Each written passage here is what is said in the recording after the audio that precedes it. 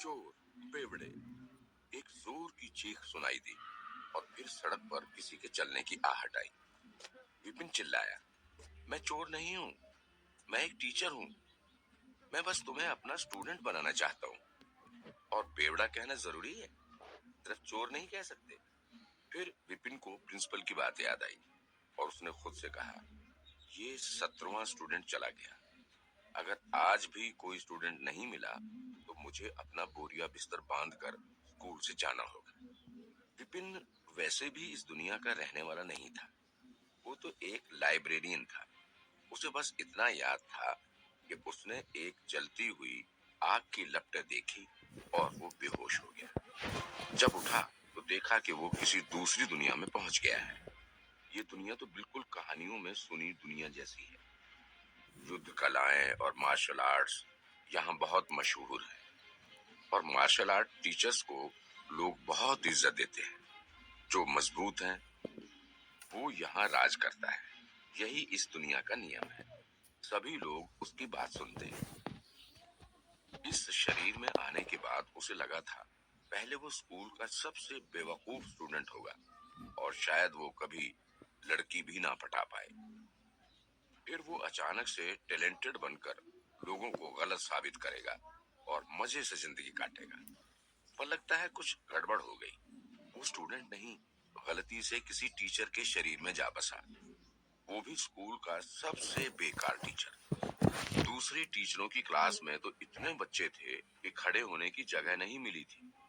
वहीं विपिन की क्लास में एक बच्चा भी नहीं था। एक तो उसकी क्लास लेने के लिए बच्चे तैयार नहीं थे और ऊपर से ये लोग उसे चोर और बेवड़ा बना रहे थे। कुछ तो दूर से ही ठरकी कह के भाग जाते थे। गड़बड़ तो आखिर विपिन से ही हो गई थी, क्योंकि जिसके शरीर में वो बस गया था वो स्कूल का सबसे कमजोर टीचर था। उसे किसी की प्रतिभा की कोई समझ नहीं थी। ऊपर से एक स्टूडेंट को उसने ऐसी गलत सलाह दी कि उस बच्चे की अच्छी खासी लड़ने की स्किल खराब हो गई और स्टूडेंट फेल हो गया। ये तो वही बात हो गई जैसे मरीज इलाज के लिए डॉक्टर के पास गया और उल्टे डॉक्टर की वजह से बेचारे उस मरीज की ही मौत हो गई हो। उस घटना के बाद उसकी इज्जत तो मिट्टी में मिल ही गई, साथ ही साथ सभी लोगों की गालियां भी सुननी पड़ रही थी। नए स्टूडेंट विपिन को अपना टीचर बनाना तो दूर, उसकी क्लास में आ भी नहीं रहे थे। शायद ये सोच कर के कहीं उनका हाल भी उस पुराने स्टूडेंट जैसा ना हो जाए। इसी कारण विपिन का स्कूल रिकॉर्ड खराब हो गया था और पिछले साल उससे कोई स्टूडेंट कुछ सीखने नहीं आया।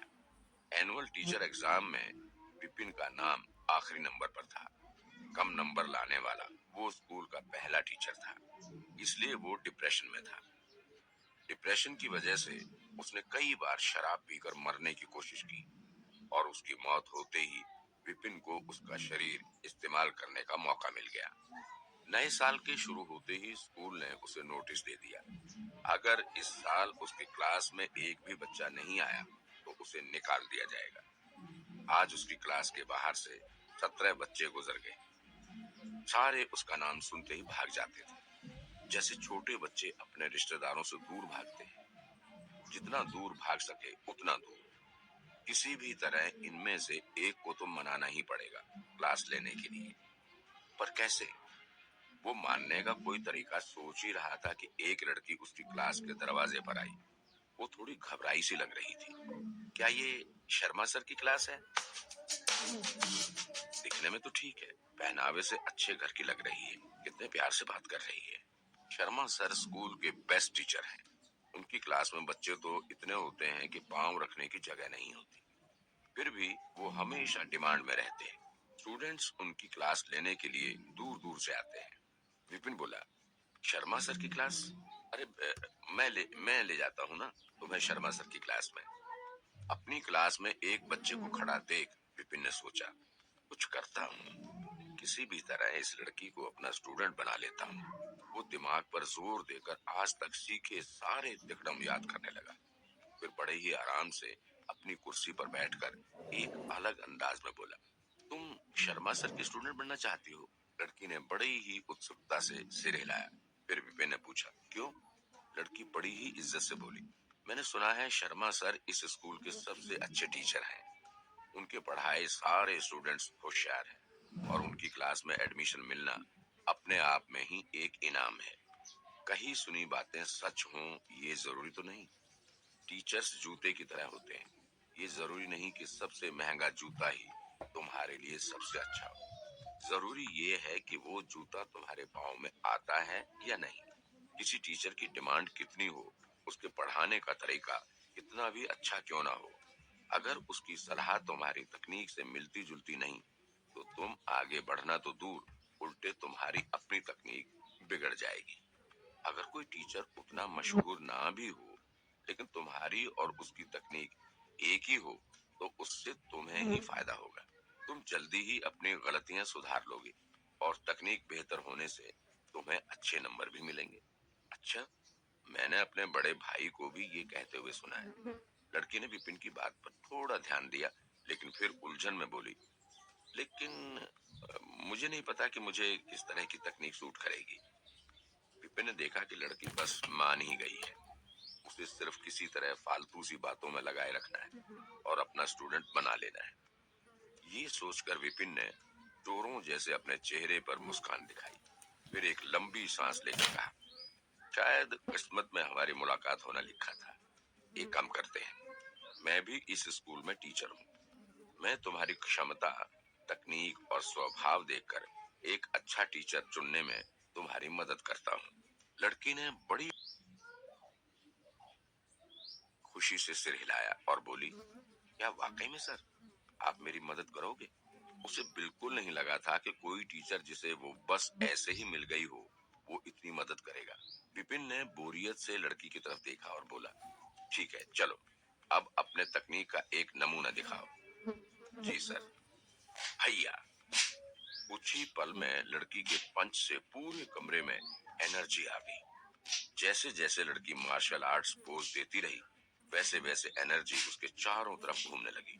और क्योंकि उसकी एनर्जी बिखरने के बजाय लड़की के आसपास ही घूम रही थी, इससे पता चलता है कि उस लड़की का बेसिक ज्ञान बहुत मजबूत है। उसकी एनर्जी शक्तिशाली है लेकिन छुपी हुई है, बस थोड़ी और प्रैक्टिस की जरूरत है। लड़की के रुक जाने पर विपिन ने गर्व से सिर हिलाया और कहा, ठीक है, मैं देख सकता हूँ तुम्हारा बेसिक नॉलेज अच्छा है और टैलेंट भी बहुत है तुम्हारे अंदर, और तुमने अपनी प्रैक्टिस पर भी बहुत मेहनत की है। तुम्हारे जैसे जीनियस आजकल कम ही मिलते हैं। बस तुम्हें एक अच्छे टीचर की जरूरत है जो तुम्हारी तकनीक को तराश सके। पृथ्वी ग्रह के भविष्य बताने वालों की तरह उसने भविष्यवाणी की। बड़ी ही चालाकी से उसने ये कहा ताकि सुनने वाले वही समझें जो वे सुनना चाहते हो, और फिर वे चौंक कर सोचेंगे कि विपिन का कहा कितना सटीक था। खासकर तुम्हारी टांगों में कमाल की ताकत है, बिल्कुल एक हाथी जैसे अपनी जगह पर खड़ी। हर पोज उफनती समुद्री लहरों जैसा है, बेहद शक्तिशाली। अगर तुम आगे भी ऐसी ही मेहनत करोगी तो तुम्हारा भविष्य बहुत अच्छा होगा। लड़की ने शक की नजर से विपिन को देखा और बोली, टीचर, मेरे पैर में तो चोट लगी है। डॉक्टर ने तो कहा कि मेरा एक पैर बेकार हो गया है। विपिन को लगा कि उसका झूठ पकड़ा गया। चोट? लेकिन वो भी जिद्दी था, तो फिर बातें बनाते हुए बोला, तुम्हें क्या लगा मुझे पता नहीं चलेगा? मुझे तो पहले पोज से ही पता चल गया था। मैंने इसलिए पैर के बारे में ऐसा कहा क्योंकि वो कहते हैं ना, तबाही के बाद ही नया जन्म होता है। चोट लगने की वजह से ही तुम्हें अनजाने ही सही एक मौका मिल गया है जो किसी और के पास नहीं है। अगर तुम ठीक से इस मौके का फायदा उठा सकोगी तो तुम्हारा पैर ही तुम्हारी सबसे बड़ी शक्ति बन जाएगा। दूसरे बच्चे सोचते ही रह जाएंगे कि ये सब हो कैसे गया, लेकिन उन्हें कुछ समझ नहीं आएगा। वैसे भी विपिन सिर्फ बातें बना रहा था। अगर बातों से ही वो उस लड़की को अपना स्टूडेंट बना सके तो वो ऐसा ही करेगा। अभी सबसे जरूरी है किसी भी तरह एक स्टूडेंट को उसकी क्लास में दाखिले के लिए मनाना। लड़की खुश होकर बोली, मौका? सर, कैसा मौका? चोट के बाद तो उसे हमेशा ऐसा ही लगता था कि वो कभी महान मार्शल आर्ट्स खिलाड़ी नहीं बन सकेगी। उसे खुद पर भरोसा ही नहीं था। उसे क्या पता था कि चोट की वजह से उसे इतना बड़ा मौका मिल जाएगा। विपिन बातें बनाता ही जा रहा था। इस मौके के कारण तुम एक बार में ही सफल हो जाओगी। अपनी एज के स्टूडेंट्स में तुम्हें सबसे आगे निकलने में बिल्कुल मुश्किल नहीं होगी। हालांकि वो सच में बेस्ट स्टूडेंट बन सकती है। ये सुनकर लड़की ने शर्मा कर आगे पूछा, हालांकि क्या सर? विपिन ने गहरी सांस लेकर उदासी से कहा, हालांकि ऐसे टीचर जो इस मौके का सही इस्तेमाल कर सकें, ऐसे टीचर इस स्कूल में कम ही हैं। मुझे मिलाकर सिर्फ 3 ही ऐसे टीचर हैं। बाकी दोनों टीचर ने 3 साल पहले ही बच्चों का दाखिला लेना बंद कर दिया था। इसलिए तुम्हारी सिफारिश करना तो मेरे लिए भी मुश्किल है। दाखिला लेना बंद कर दिया है? लड़की को लगा था चलो कुछ तो अच्छा होगा, पर ये सुनकर वो उदास हो गई। फिर अचानक कुछ याद आने पर बोली, वे दाखिला नहीं ले रहे? पर सर, आप तो ले रहे हैं ना? बिल्कुल ले रहा हूँ। बस एक बात है, जैसा कि तुम देख सकती हो, मुझे नाम शोहरत से कोई फर्क नहीं पड़ता और मेरे पास कोई फालतू टाइम नहीं है। फिर अपने चेहरे पर जिद्दीपन लाते हुए वो आगे बोला, अगर स्टूडेंट असली हीरा नहीं है तो मैं उसे दाखिला नहीं देता। चाहे कुछ भी हो, स्टूडेंट के टैलेंटेड होने पर ही मैं उसे अपनी क्लास में जगह देता हूँ। इससे पहले कि विपिन की बात खत्म हो, लड़की हाथ जोड़कर बोली, मैं जानती हूँ सर, आप महान हैं। प्लीज मुझे अपना स्टूडेंट बना लें। मैं पूरी मेहनत से ट्रेनिंग करूंगी और आपको कभी शर्मिंदा नहीं करूंगी। विपिन मन ही मन बहुत खुश हुआ, लेकिन फिर भी चेहरे पर उलझन दिखाते हुए बोला, हम पक्का किस्मत से मिले हैं, लेकिन तुम देख सकती हो मुझे शांति पसंद है।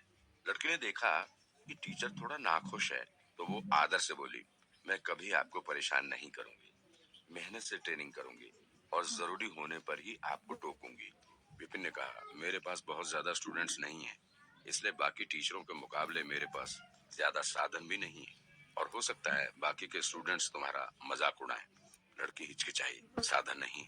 मैंने तो सुना था साधन ट्रेनिंग के लिए बहुत जरूरी है। टीचर के पास कितने स्टूडेंट्स हैं, वे कितने होशियार हैं, और भी कई सारी चीजों का ध्यान में रखकर ही स्कूल टीचर्स को साधन देता है। बिना अच्छे साधनों की ट्रेनिंग में सुधार करना मुश्किल है।